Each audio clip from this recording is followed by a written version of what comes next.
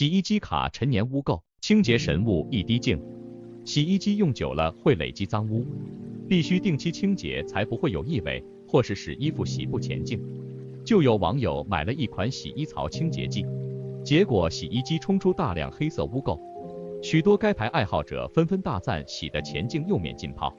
但也有人认为请专业师傅拆洗更好。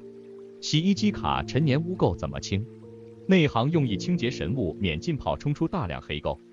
台湾一名网友在脸书发文表示，自己每个月都有定期清洗洗衣机，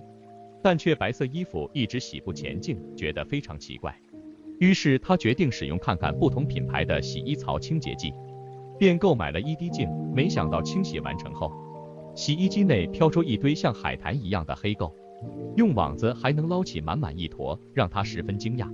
贴文一出，随即引发热烈讨论，有不少人留言分享使用经验。固定用这牌洗衣槽剂大概3个月洗一次当保养，洗衣机用了4年多，衣服上都没有沾染过屑，很前净，是好几个牌子觉得一滴净的最好用，洗出一堆脏污，试了很多种，这种省水又前净，超好用，真推，不用长时间浸泡，一次洗衣流程就很前净。我都用一滴净洗衣槽做平常保养洗衣机，很前净，1个月清洗一次，没有霉味，真好用。也有网友建议可以放一条大毛巾吸住脏污，我都会多放一条毛巾，清洗的时候可以按暂停用撸网把大脏污捞起来。我觉得脏污排的更前净，放一条浴巾下去一起洗，洗完会更有成就感，不止会有海带，浴巾满满的，昨天才洗。但有台湾其他网友建议还是要请专业师傅拆洗，定期请人拆开洗比较前净。之前也会丢这种粉状清洁剂，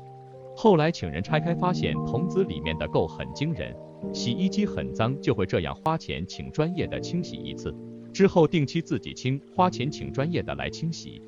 问题就解决了呀，洗好跟新的一样，可以试试。健康生活编辑部。